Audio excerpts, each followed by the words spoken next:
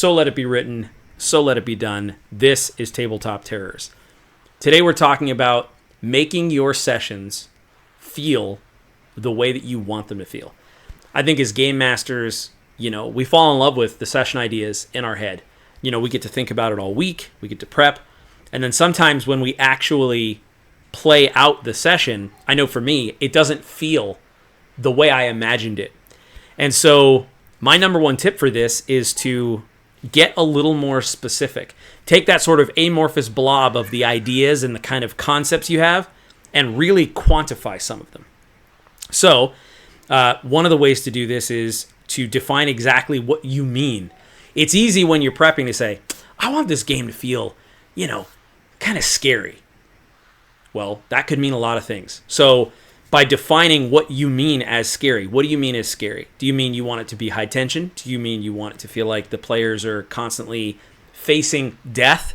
Do you want it to be existential, where they're questioning whether something's real or not? There are a lot of different things, and by just choosing from that list, saying, no, I want this to feel existential, I want them to question whether or not what they're seeing and feeling is real, that's a totally different tone and feel than I want them to feel like their life is constantly in danger.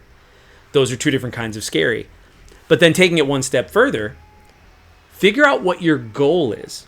So I want it to feel scary because.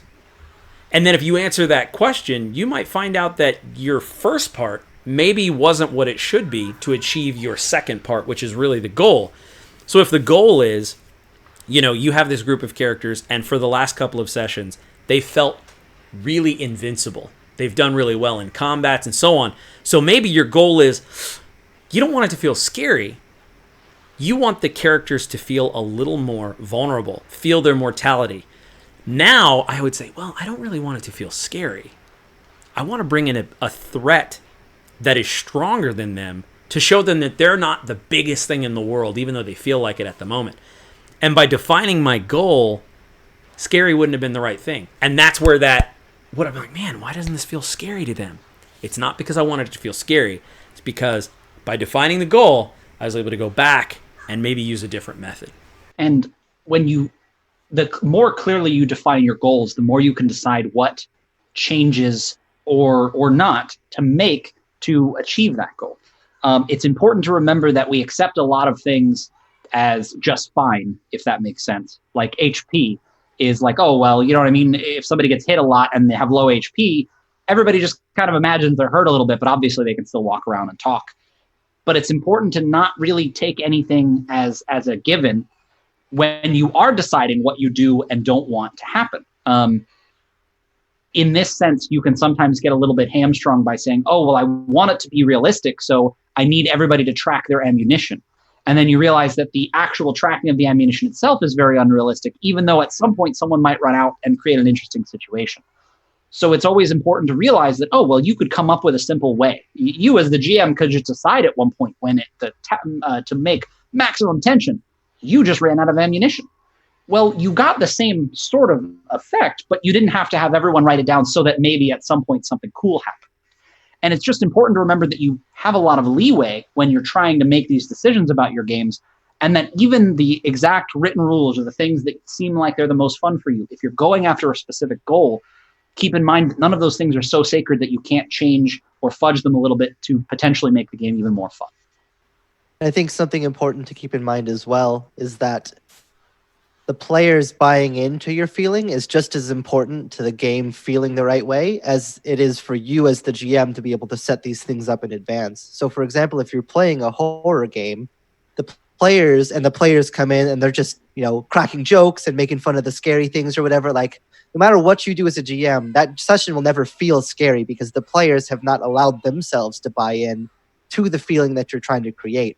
So it can be just as important sometimes to tell the players how you want the game to feel in advance without spoiling anything or, giving something away, so that when you get to the parts that may be a little more tense, that, that maybe now's not the best time to crack a joke. Maybe it's okay to be scared as a player or to be tense as a player or to feel vulnerable as a player, that those experiences are allowed, at the table and are in fact encouraged by what you're trying to do.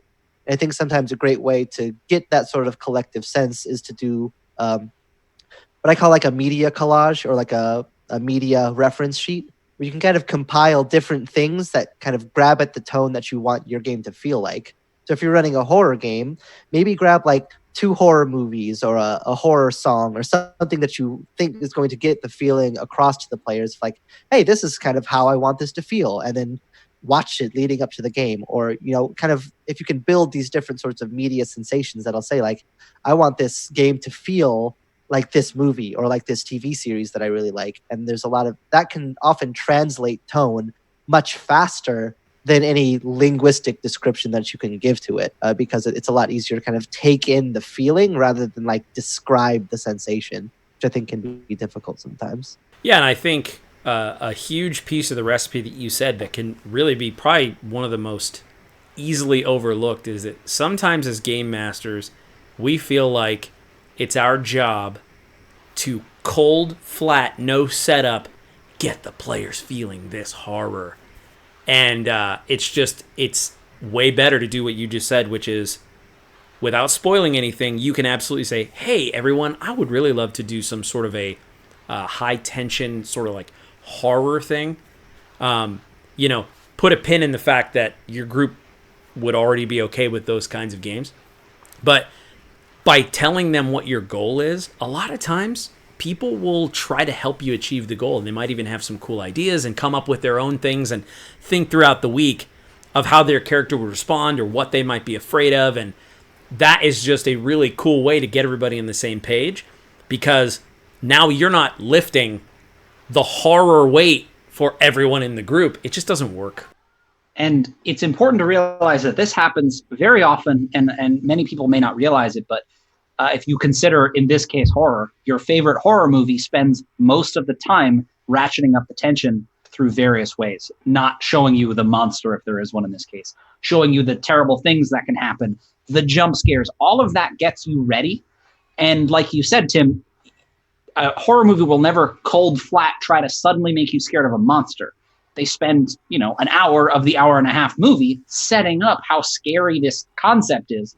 And there's nothing wrong with doing that in a game, especially priming that pump of, hey guys, this is going to be a horror game. Because going into the movie, you knew it was going to be a horror movie, So it's just important to realize that this is no different than what everything else is doing, movies and TV shows and other experiences you have. So you just have to realize, well, just do what they're doing. That's clearly working for them. All right, so that is how to achieve the tone you want to achieve in your sessions. Now, in the comments, what did we miss? What do you do specifically? Is it music? Is it whatever? What are your tricks? And we need to learn how you do it, and so that we can incorporate it into our games. We're Tabletop Terrors. We're all about fun, creativity, and tabletop games. So if you love that kind of stuff, you found home. Subscribe, and then, of course, hit the notification bell so you'll be alerted whenever we make new videos. What do you say, guys? Tabtarian toast? May you mend the first break. May you kill the first snake. And may you conquer everything that you undertake. Sláinte. Sláinte.